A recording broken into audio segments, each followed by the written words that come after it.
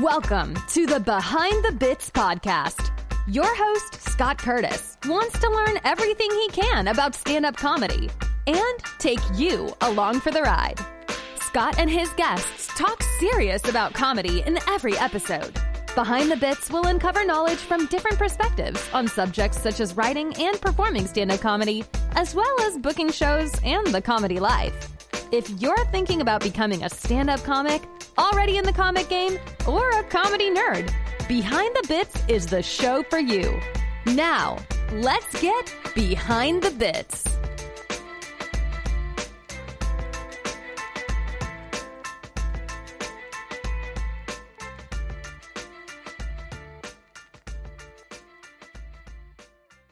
Hey, BTB buddies, I have another great independent podcast for you. It's called Highbrow Drivel and is hosted by international comedy superstar Anthony Janot. Anthony is an Australian comedian relocated to London. I love the premise of this show. Anthony invites one of his comedian friends and an expert in their respective field to talk about a different topic each week. I love how the subject matter is new for each episode because it gives you just enough information to develop an interest, and if you really like it, you can Google it to get deeper, or you can go read a book. Here's the last 3 episodes. Memory Lane, How Memory Works, Why We Need to Get Rid of Billionaires, which is my personal favorite so far, and Mind the Orgasm Gap in honor of International Women's Day. Anthony does a great job of mixing lighthearted banter with serious talk. So if you want to learn and laugh about a new topic each week, Highbrow Drivel with Anthony Janot is a great choice. Check it out on all the podcast apps and at highbrowdrivel.com. You know I'm going to say here, it's a good one. Hey, BTB buddies, we're sponsored by Podcorn. If you ever listen to a big-name podcast, you know they have a lot of sponsors. The reason why brands choose to advertise on podcasts is that podcast advertising is up to 3 times more effective than TV, print, or radio advertising. If you're a brand and you checked out advertising on those big-name podcasts, you found out that the cost may be way outside your budget. And if you're a podcast that would like to get some of that ad revenue, you found out that unless you have at least 10,000 listens per episode, advertisers won't even talk to you. Podcorn came about as a solution for advertisers with any budget from $100 to $1 million, and podcasters with listeners in the hundreds or in the millions. Here's how it works. If you're an advertiser, go to podcorn.com and sign up as an advertiser. You enter in pertinent information about your brand and the message you want podcasts to communicate for you. You can then choose what type of advertising you'd like. You can get a host-read ad, an interview, a topical discussion, or all of the above. Then you can make your sponsorship live and wait for podcasters to give you their pitch. You decide who you want to work with. If you have a podcast, go to podcorn.com and register as a podcast. You'll create a profile with info about your podcast and the people who listen. Then you can start browsing sponsorship opportunities right away. As an advertiser or podcast, you communicate directly about the ad. There is no middle person. This is so easy you wouldn't believe it until you go to Podcorn and sign up. Guess where I got this sponsorship?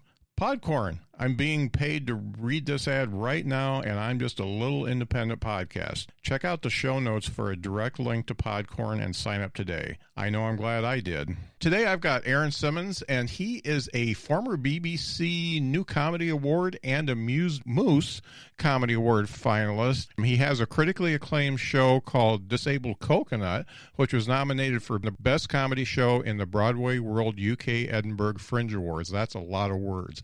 But yeah, I've got Aaron Simmonds, and I am stoked. So let's bring him up right now. Aaron, how you doing? I'm good. How are you? I've had a few UK comics on, and that's it's really nice to get that perspective because you guys are a little bit different in your sensibilities and the way you emote, the way you go through ideas and stuff like that. So I think it's really neat to see the similarities and the differences. But let's talk about you. Who was it that you saw when you were growing up or before you started comedy that really said, hey, I'd kind of like to do that? So it's an interesting one because I always wanted to be a comic. And I remember at 14, 15, I would watch comedy in a very different way than everybody else would. Right. So like in the UK, we would get, so you got a couple of different comedy shows that I would watch over and over again, which is Live at the Apollo. I don't know if you've ever watched that. but that's quite a big one over here. And we had Comedy Central at the Comedy Store and these kind of things. It's just pure stand-up. It's not anything like that. And I remember I had I had videos of Frank Skinner live and Eddie Izzard live. And I would watch it over and over again. And my mum just couldn't work out why I was watching this show. And I was finding it funny every single time. Whereas in her world, once you hear a joke, you've heard the joke, it's not funny the second time. Whereas I would watch it again and again and find it just in the same way that I would watch comedy now. Being like, okay, how does that bit work and all that kind of stuff. Now I'm very different to Eddie Izzard. I'm not anywhere near as good, but also just a very different comic than he is. Right. But I think those are the big sort of earliest memories I have of stand-up. And yeah, never thought about doing it until I was 20. When did I start? 24 I started, so probably thought about it as 23, 22-ish. But yeah, so I've always wanted to be a comic, and those are the sort of... I absolutely love Eddie Izzard.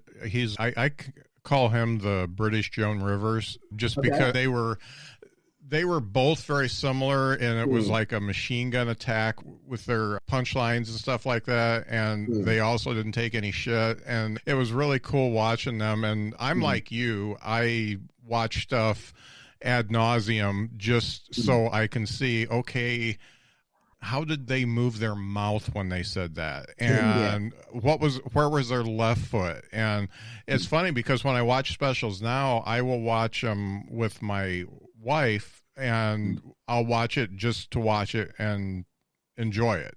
And I have to make sure I turn off that part of my brain that's trying to analyze it and just enjoy it. And then when she's gone, then I watch it again so I can take notes. Yeah.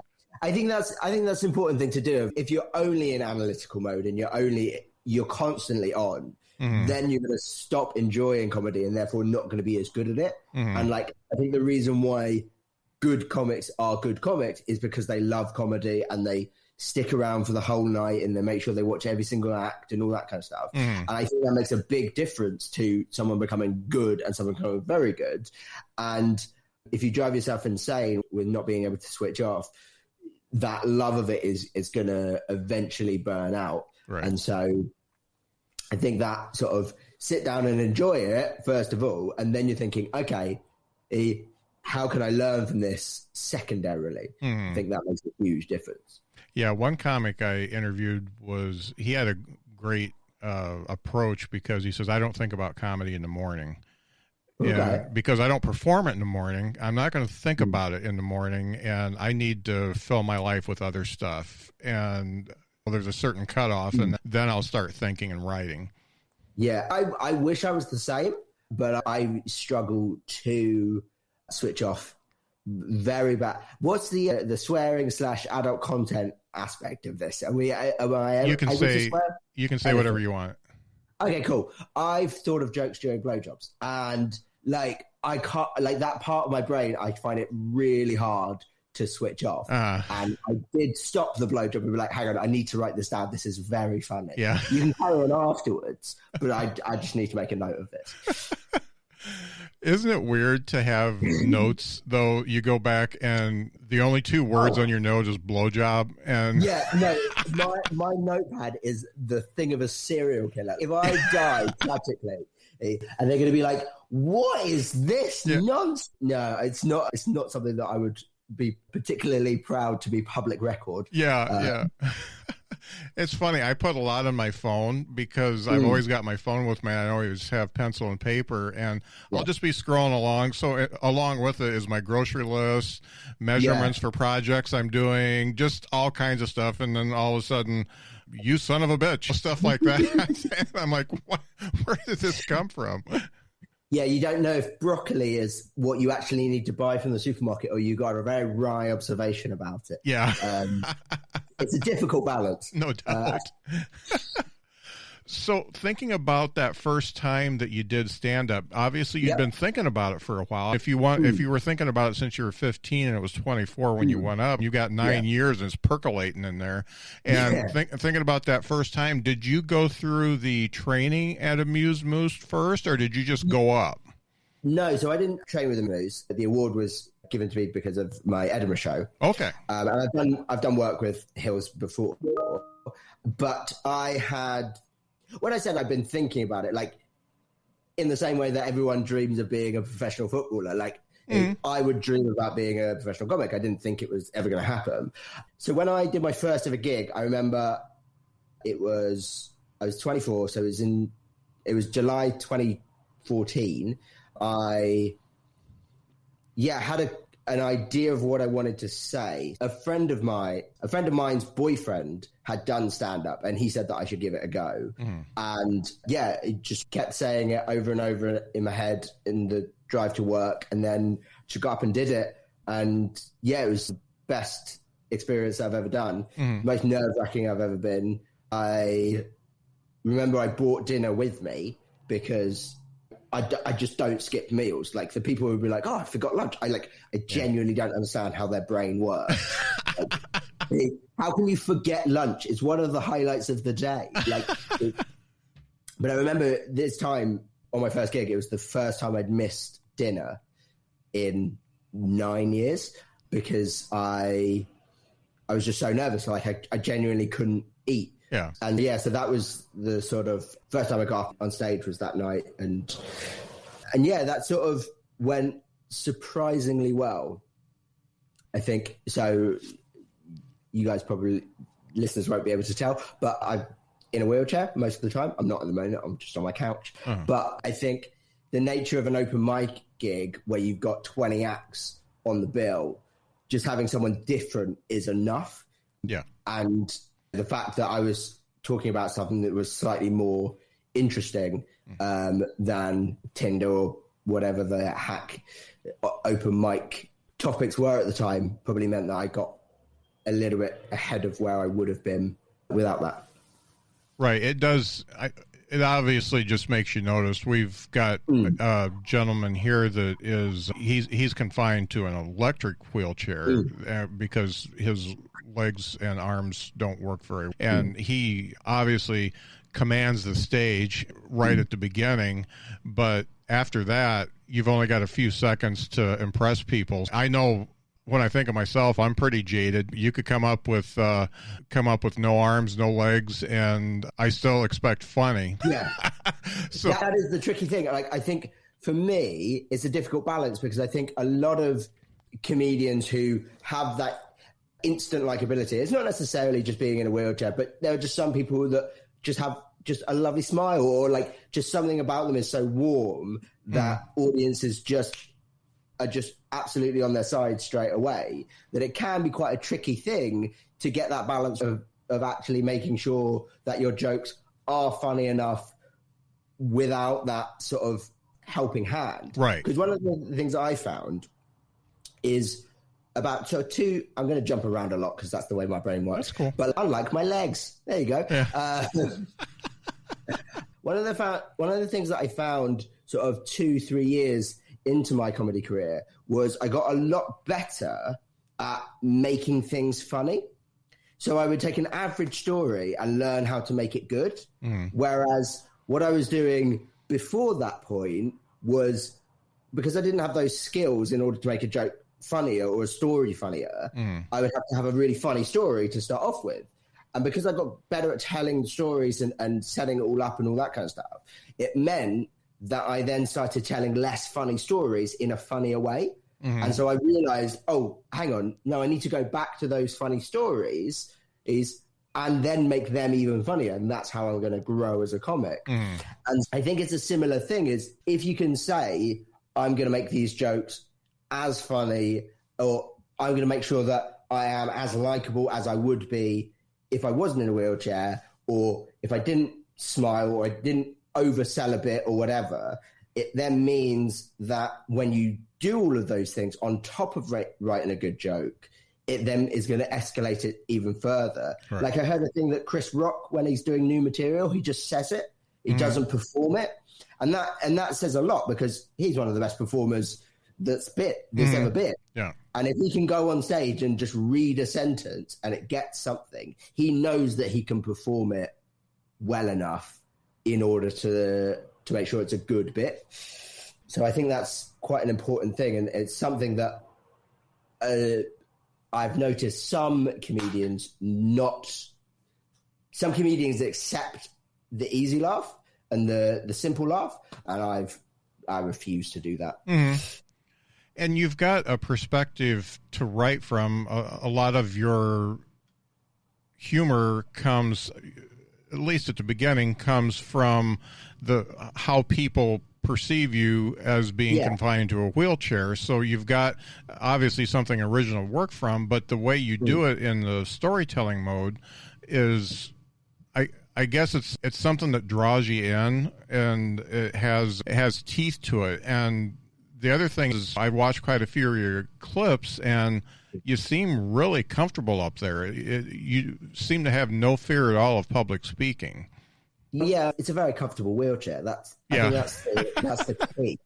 So I do think that is a lot of it. I think just sitting there, and there's a lot of authority, I think, in that. Just sitting there, I'm very calm. I'm just sat down having a chat with you, and yet this is funnier than anything you've ever thought of. Mm-hmm.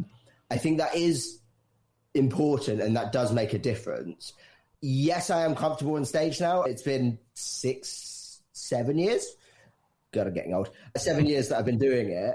And I think that part of that comfort comes from the scales being in my favor. And I've always thought this about comedy particularly, but we go on stage and we say the thing we've been working on for 3 months, 6 months, 5 years, depending on what the bit is. And yes, you can say things in the moment, and we pride ourselves on being able to do that as well. Mm-hmm.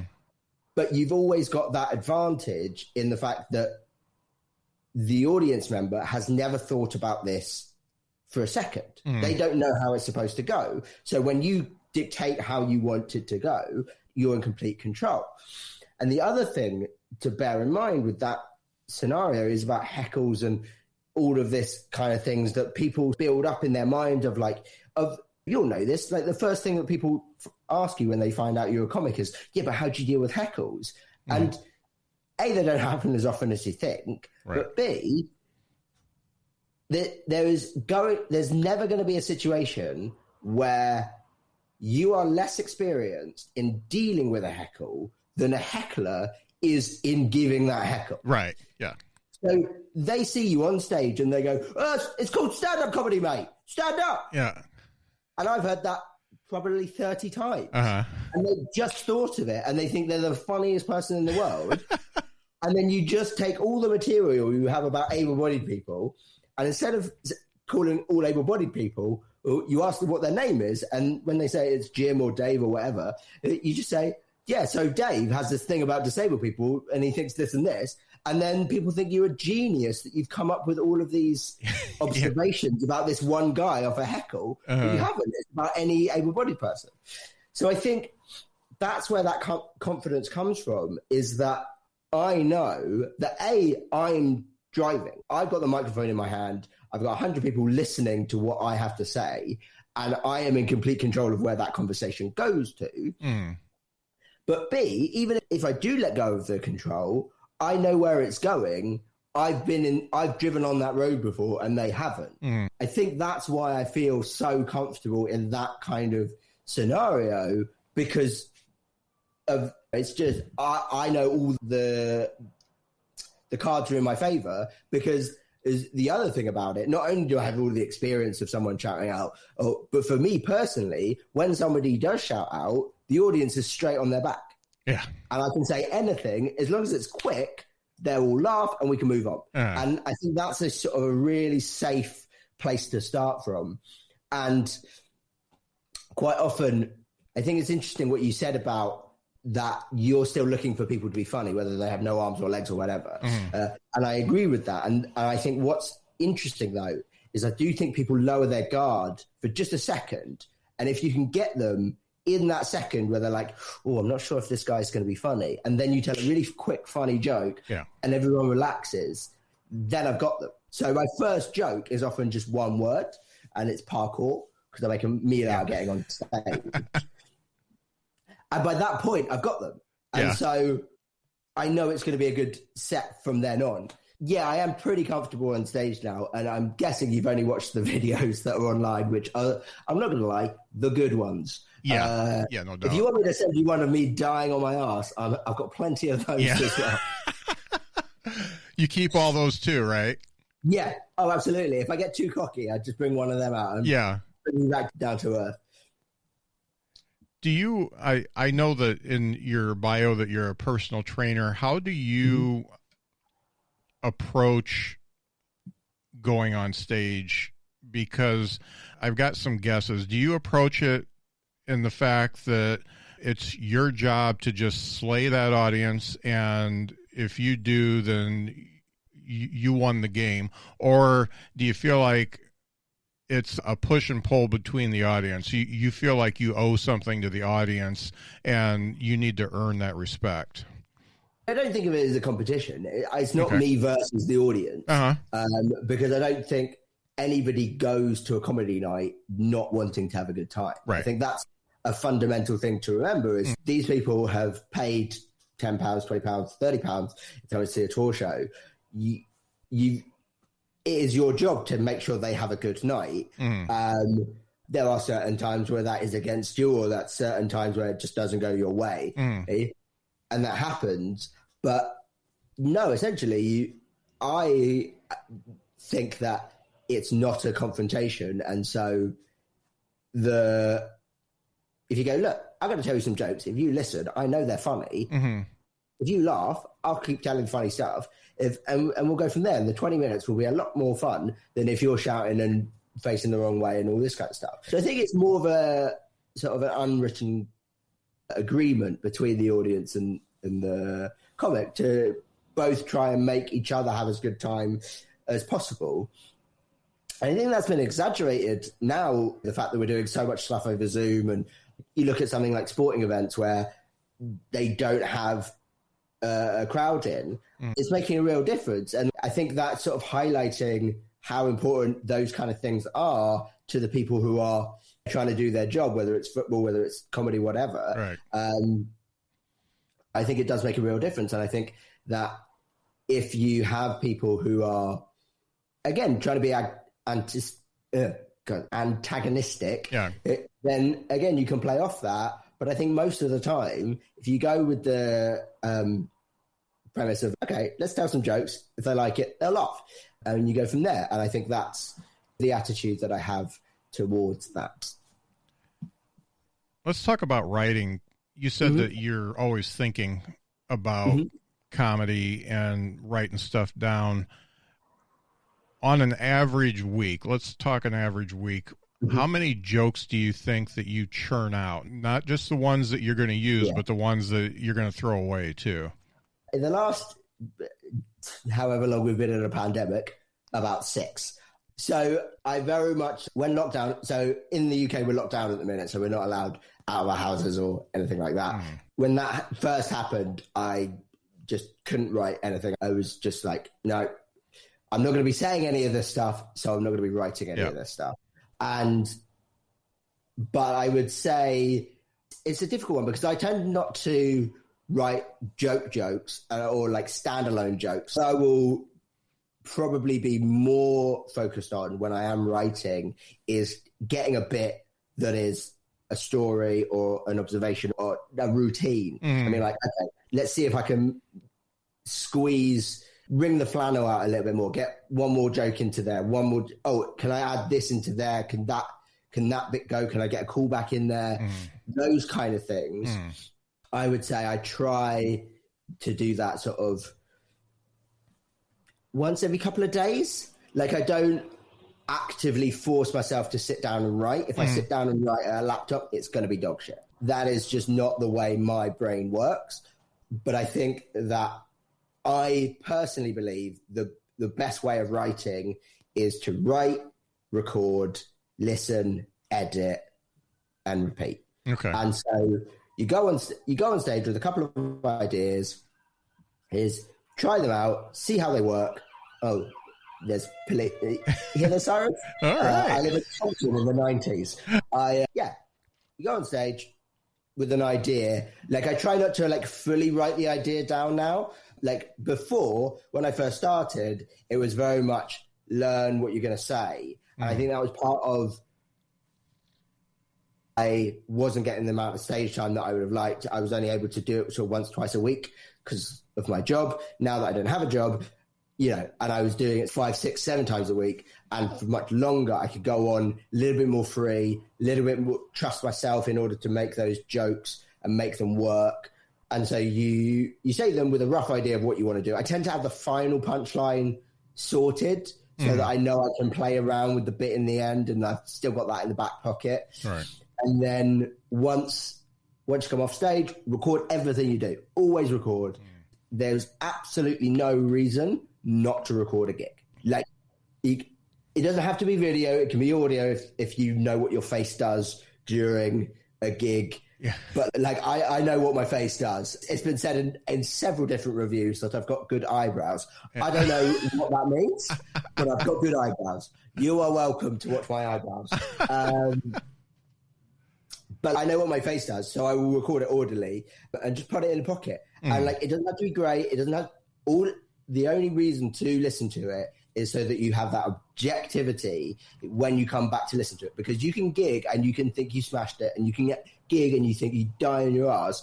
And I guarantee you, when you come back to listen to it later, it is going to be bang in the middle. But it may be, instead of say smashing it as 100 and dying on your ass is 0, it may not be 50-50 for both of those gigs. It may be 70-30 or 60-40 or whatever, but it won't be as bad as you think it is, or won't be as good as you think it is. Right. Because when you're performing, you don't want to be trying to think, oh, how can I make that joke slightly better? You want to be there in the performance and make the most of it. So if you can relax and say, look, I've got that audio, no matter what I say in the moment, I'm going to remember it because it's going to be there until I listen to it next week.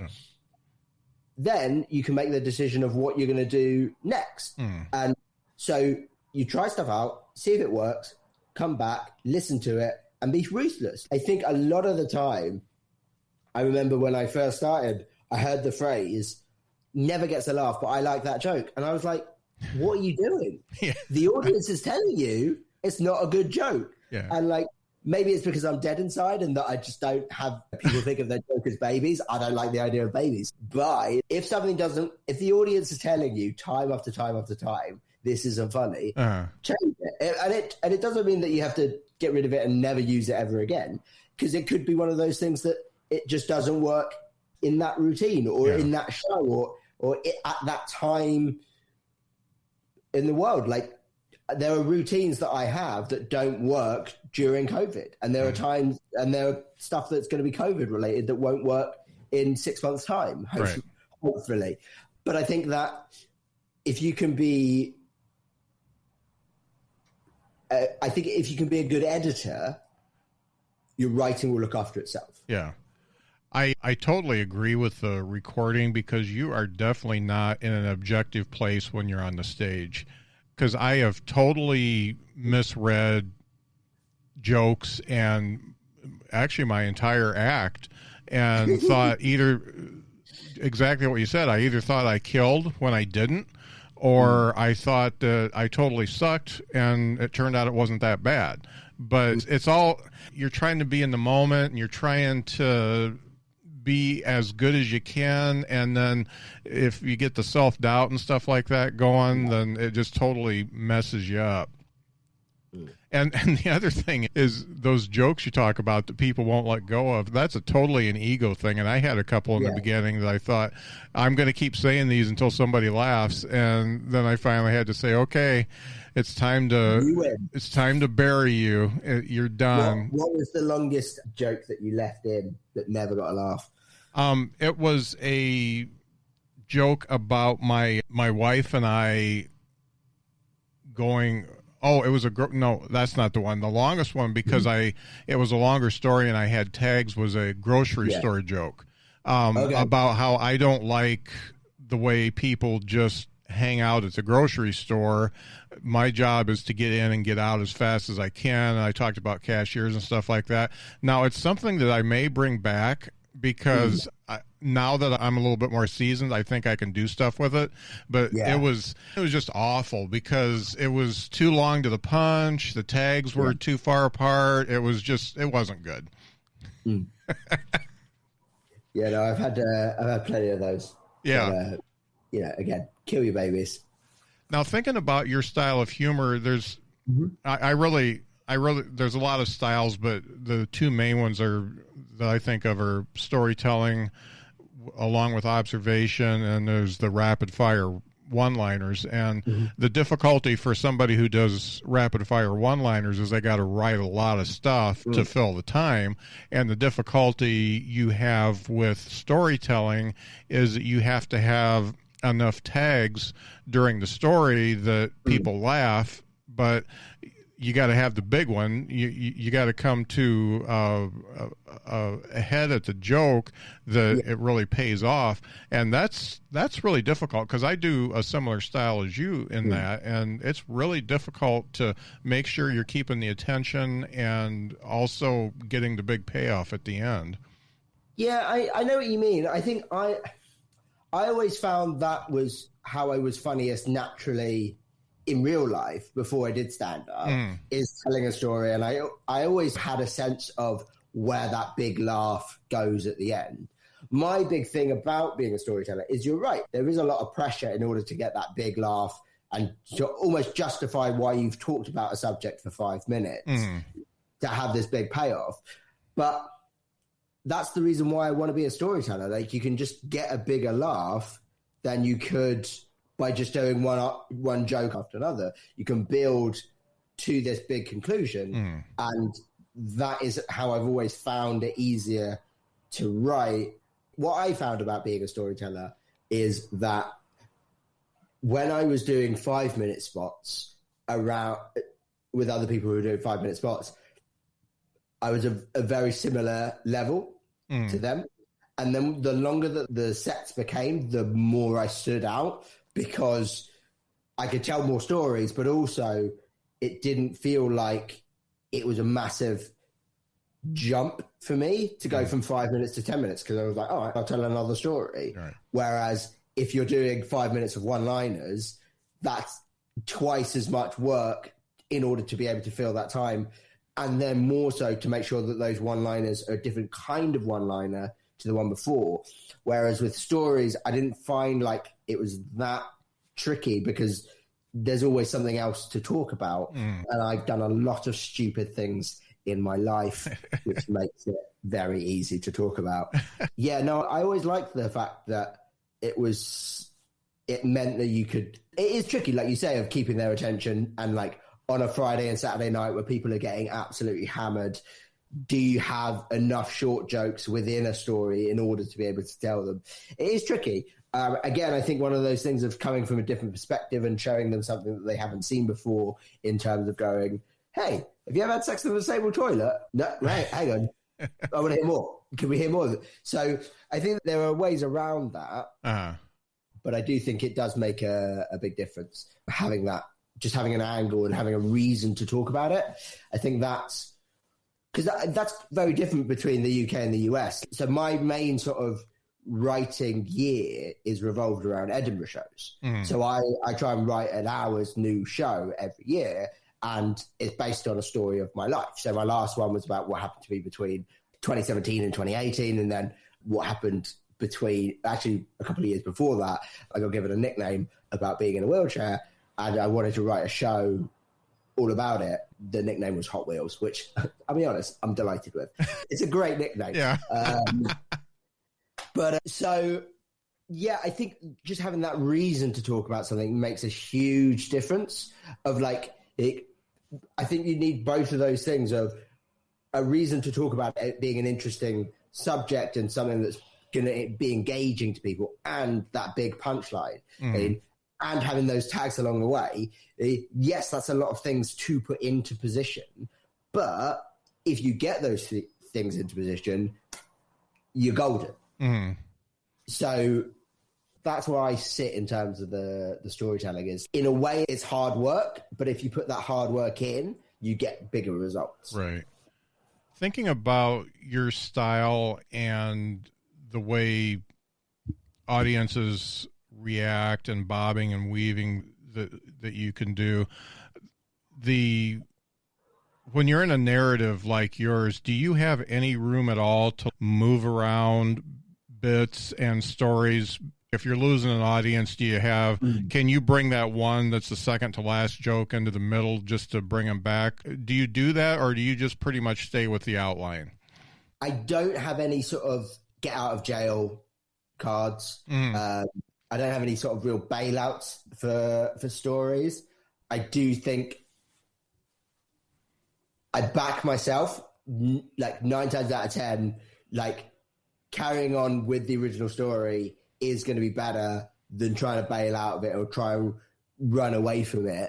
I also just trust myself as a comic now that if it's not going well, that I'll be able to deal with it and that I can invite interaction. And I've done enough emceeing that like I know that I can do that well and I have that skill that if for example I was doing a gig and they started mumbling, and I'd be like, fuck this story. I want to know what you're gossiping about. Yeah. I used to work in a gym. I have no gossip. Please tell me all the gossip.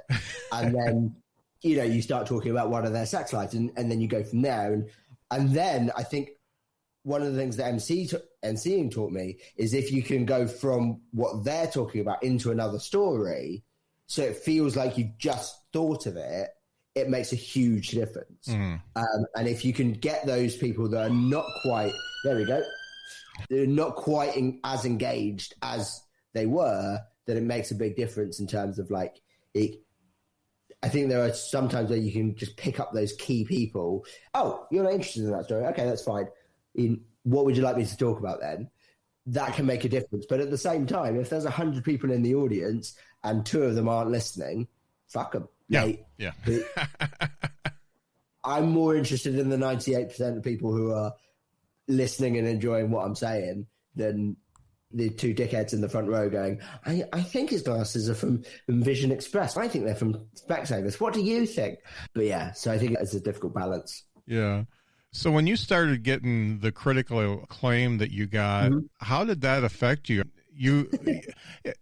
It's honestly coming fairly early in your career because a lot of folks don't get there until 10 years.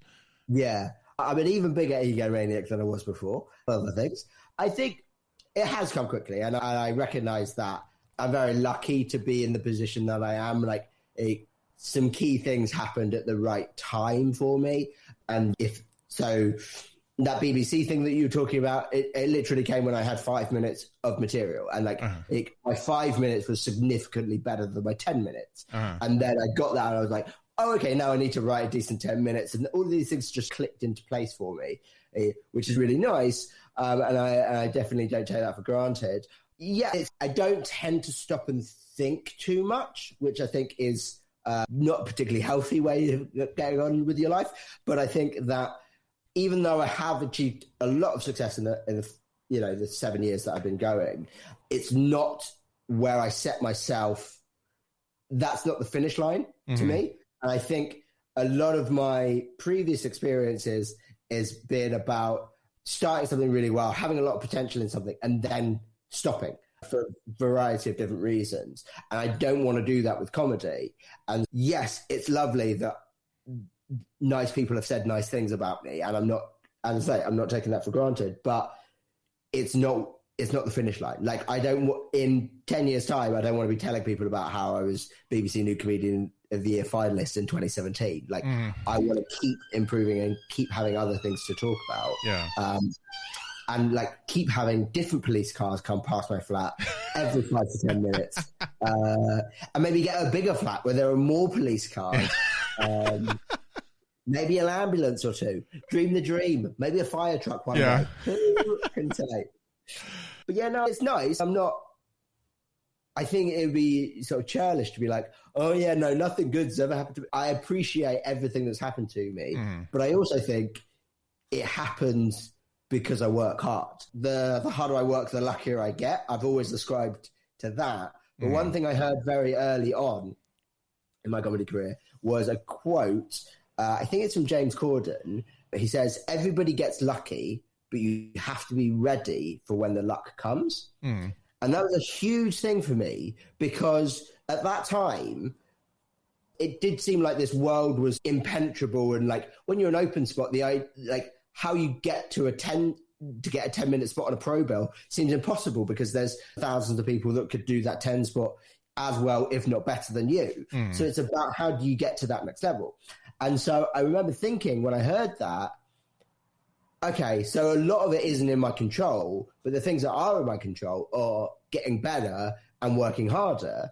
And so when that BBC thing came along, I'd got a 5-minute set that was good enough to be in that show and good enough to get me to the final. Now, I could have quite easily not. I think it was very lucky that I got picked that first out of the 600 people that applied.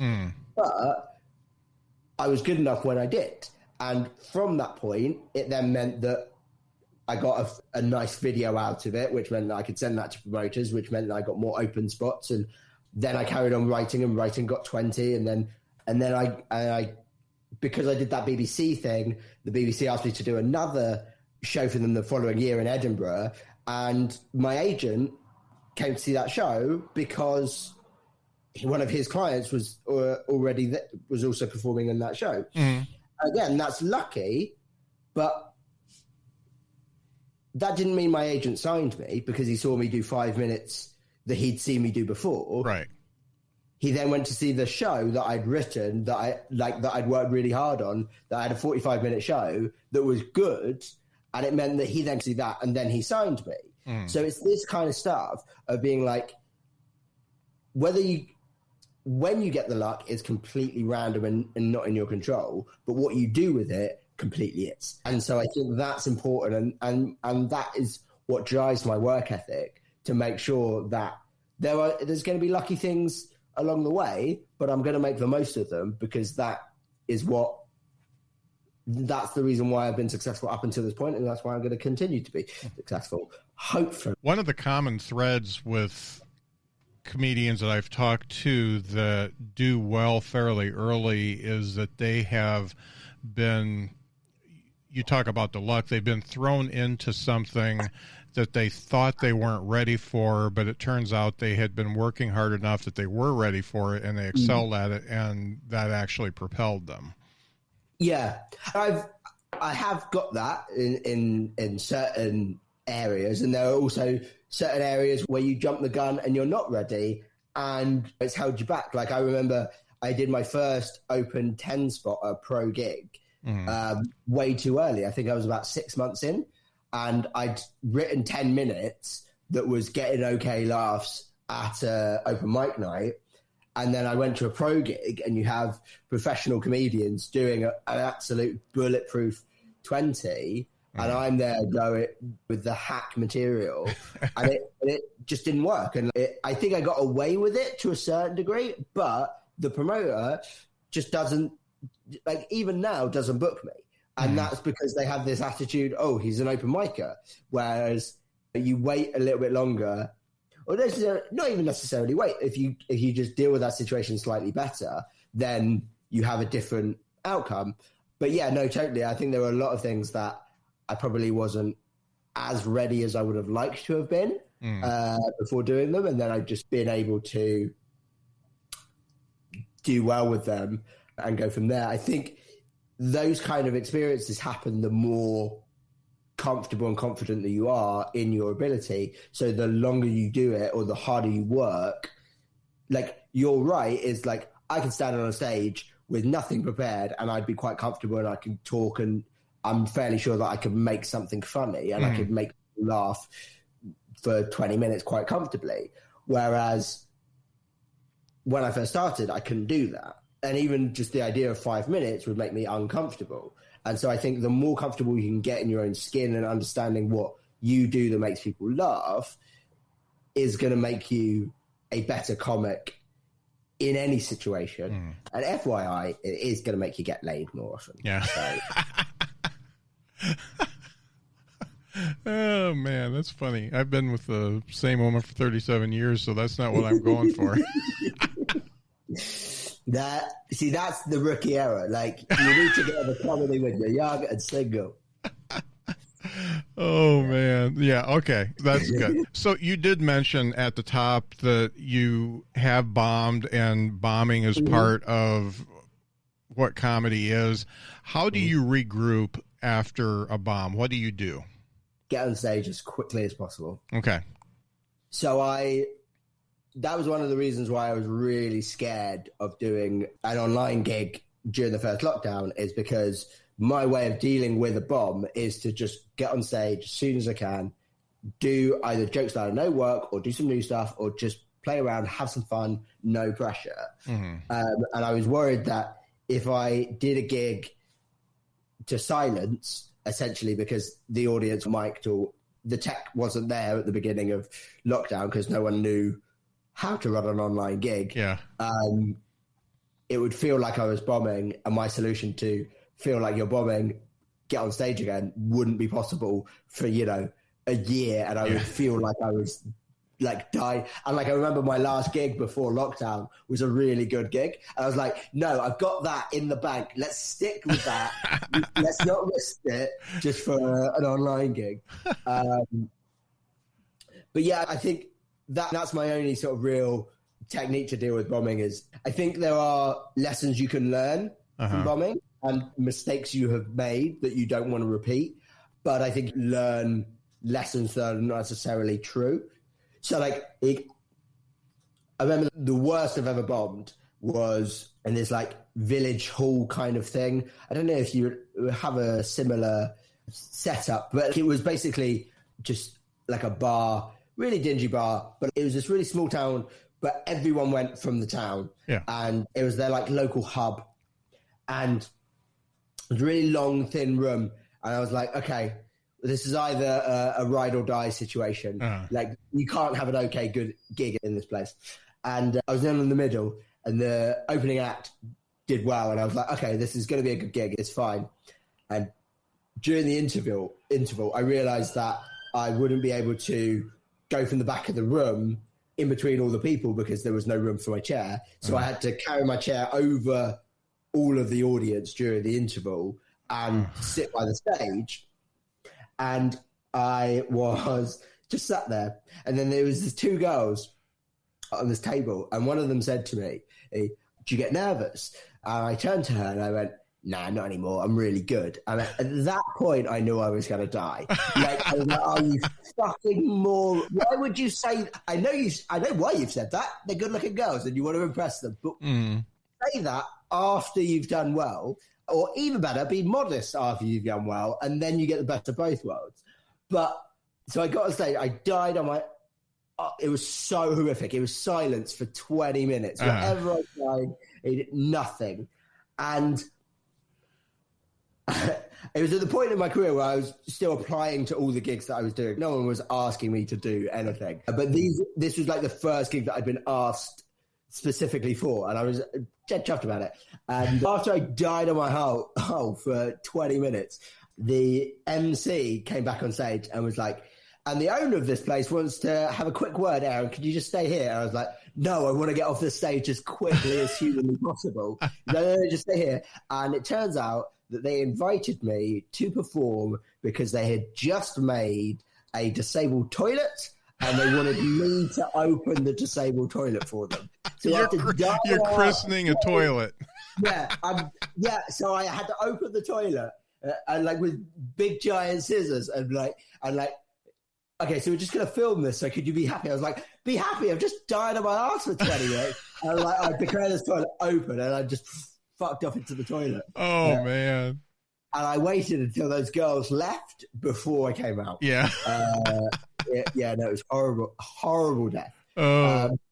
But the reason why I bring that up, because A, it's a very funny story, but B, so there are lessons that you can learn there. Baby, don't say that you're very good at comedy before you've done the gig. Yeah. That's asking for a death. But the things that you can learn that are not true because of that gig is that the material that I did is not good. But I might have done one or two things at the beginning of that gig that turns the whole audience off me, and then nothing that I can say will change that. And so you can be like, oh, my usual closer isn't good anymore because of that one gig. It's not the case. With a neutral audience, not even with a good audience, with a neutral audience, that works. Stick with that. Figure out the things you did before the gig, during the beginning of the gig, that made you die, and don't worry about the things that happened because you were already dying. Because once you're dying, you start, stumbling and forgetting words, and you never do that when you're doing well. No comic has ever forgotten a word when a routine is flying. That's not the way our brains work. When it's easy, it's easy. Right. So don't stress too much about what you did when it wasn't working, because that's hopefully a rare occurrence. And if it's not, maybe you shouldn't be doing comedy. Yeah, right. No doubt.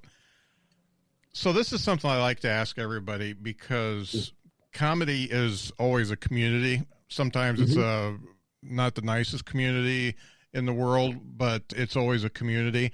What is the best and worst advice you've gotten in the 7 years you've been doing stand-up or sit down? Yeah, there we go. First joke ever wrote. Best advice. Now, be ready for when the luck comes is genuinely the thing that makes the biggest difference. I think a lot of the worst advice tends to come from people who are offering joke advice after a show. Yeah. I'd be like, so you do a show and be like, oh, you thought about doing this one thing? What? So I mentioned my Disabled Coconut show. It was about the time I got trolled on the internet for not being disabled enough. And I talk a lot about my disability and his disability and how they interact and all that kind of stuff. And, people will come up to me after the show and be like, oh, did you think about this? And I'm like, yes, of course I thought about that. It was the first thing that I thought of. But the problem with that is you've thought about it. And if you've thought about it, everybody else in the audience has thought about it.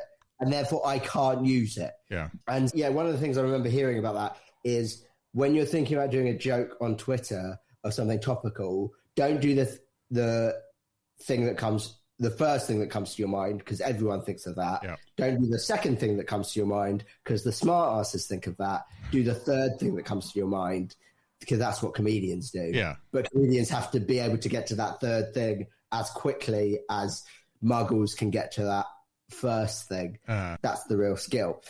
I don't have much time for audience suggested material, particularly able-bodied people suggesting the jokes I could do about being in a wheelchair. Yeah. That stay in your lane and your own toilets. I can't tell you how many friends and family members have given me advice and jokes that have seen me perform and they don't fit with me at all. And I'm like, did you watch? Because I can't go from talking about my kids for 5 minutes to all of a sudden like an eating ass joke. I can't, it just doesn't work. So it's a hard segue, that, isn't it? To get from one to the other. I'll tell you what is probably my least favorite sentence that I've heard most often since starting comedy is, oh, you can use that one. Yeah. Oh, like that riles me. No, like anytime you're in any kind of situation, like I think it happens more at family get-togethers than like social get-togethers, but like anytime there's anything funny, someone go, oh, you could use that. And like, no, just because 6 people who all know who my Aunt Shirley is doesn't mean that an audience of people who don't know who she is going to find it even remotely funny. Right. And like that, oh my God, it makes me so angry. I did want to talk about the podcast a little bit, because if you're a comedian and you don't have a podcast these days, it seems like something's wrong with you. Tell me about the podcast. So it is all about superheroes.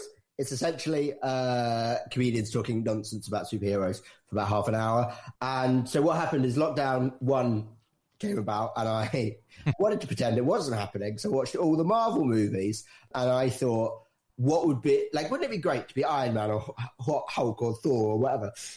And then I thought it'd be even better if you could be a combination of all of these people. And so you could have the head of Tony Stark and the upper body of Hulk and the legs of Captain America. Mm-hmm. And so I was trying to work out what my ultimate hero would be. And I think I came up with 27 different attributes into a hero, including different right hand to left hand, different right wrist and left wrist. It was a good 3 or 4 days that I spent on this. And then, so I was having a chat with with a couple of comics that I'm friends with, and they asked me what I've been up to. And I was like, I've come up with this ultimate superhero. What do you think? And they absolutely tore it apart. And they were like, no, this, you got to have that, you got to have that. And it was the most fun I'd had in sort of 5-6 months. And I thought, fuck it, this is a podcast idea. And so that's what it is, essentially. And I get 2 guests who try and come up with their ultimate superhero by combining different body parts of superheroes, and we chat about which one we would prefer and what would they do if they had that in real life, and lots of really hypothetical, silly questions. It's just it's a lot of silly fun. Sounds like fun. And it's called Silliest Superhero? Close. I've made it needlessly complicated, this title. It's called The Silliest, Superest, Heroist Podcast. There you go. Yeah.